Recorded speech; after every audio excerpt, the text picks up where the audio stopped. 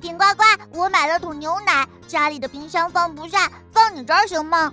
行啊，冰箱里还有空间，放桶奶应该没问题。确定能塞下吗？这桶牛奶也太夸张了吧！这可是加量不加价的奶厂限定纪念款。这桶这么大，我冰箱空间不够，估计塞不下。那我帮你把东西吃掉些，这样就有空间了。别白费力了。要是不放冰箱，这奶很快就会变质的。对了，我们可以试试古人保存牛奶的方法。什么办法？青蛙防奶法。据说古代欧洲人为了让牛奶保鲜，会把活青蛙放进牛奶。